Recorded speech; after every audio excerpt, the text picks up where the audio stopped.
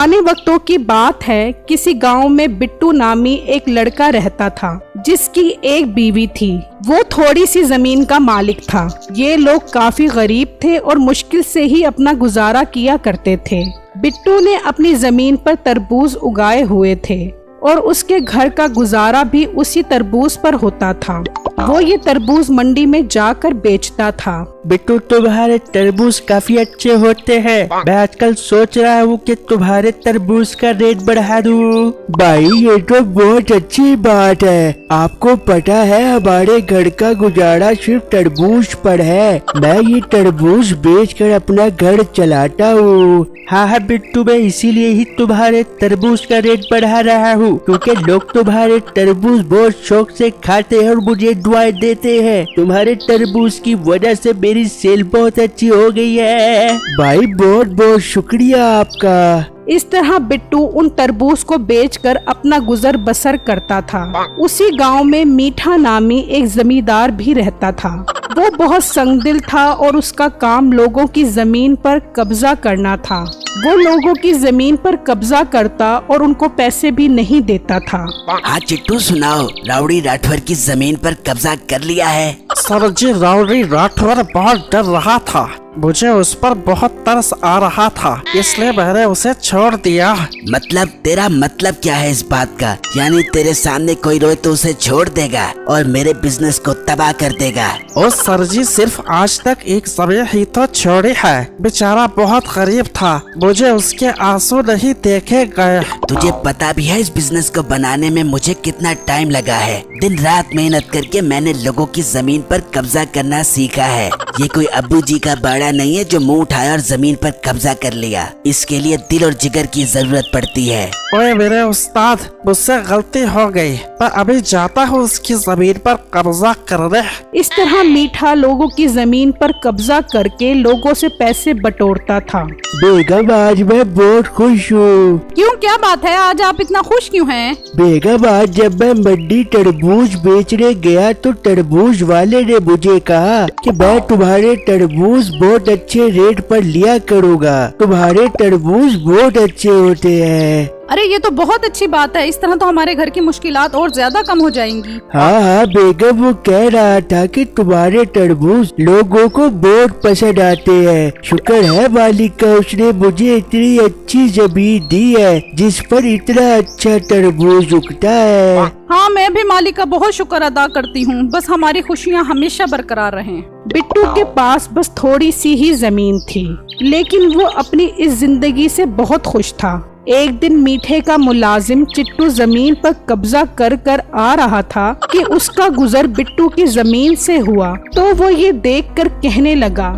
अरे वाह, क्या सोने की तरह खूबसूरत जमीन है। अरे ये जमीन मुझे पहले नजर क्यों नहीं आई? और इस जमीन पर तो तरबूज भी उगे हुए हैं। हमारे तो मजे हो गए। मीठा उस्ताद जमीन पर कब्जा करेगा और मैं इस जमीन के सारे तरबूज बेचूंगा। फिर चिट्टू जल्दी से मीठे के पास पहुंचा। उस्ताद, आज मैं भत्ते के पैसे ले रहा था तो मैंने देखा एक बहुत खूबसूरत जमीन है। किसकी है ये जमीन और तुझे ये जमीन पहले नजर क्यों नहीं आई? उस्ताद सुनो तो सही, उस जमीन पर तरबूज भी उगे हुए हैं। और तेरी खैर, आज लेकर आया है अच्छी जमीन, दिल खुश कर दिया है मेरा। उस्ताद, जमीन आपकी और तरबूज मेरा। हाँ हाँ ठीक है। फिर मीठा और चिट्टू बिट्टू की जमीन पर पहुँचे तो बिट्टू इन्हें देखकर कहने लगा, जी भाईजान, आप कौन लोग हैं और मैं आपकी क्या खिदमत कर सकता हूँ? अबे ओ मोटे खिदमत के बच्चे, ये सारी जमीन मेरी है। आज शाम तक मेरी जमीन छोड़कर चला जा। भाई, आप ये कैसी बातें कर रहे हैं? ये जमीन तो मेरे बाप दादाओं की है। ये जमीन तेरे बाप दादा ने मुझे बेच दी थी। बहुत तरबूज बेच लिए हैं तूने। तरबूज की मड्डी कमाकर तरबूज बना हुआ है। अब शाबाश, इस जमीन को खाली कर मेरा वीर। अरे भाई, मेरे साथ ये जुल्म मत करो। मेरा गुजारा इसी जमीन पर होता है। हाँ, तेरे पेट को देखकर लग भी रहा है कि तेरा गुजारा काफी अच्छा हो रहा है। मुझे और कुछ नहीं सुनना। तेरे पास शाम तक का टाइम है। शाम तक मेरी जमीन खाली हो जानी चाहिए।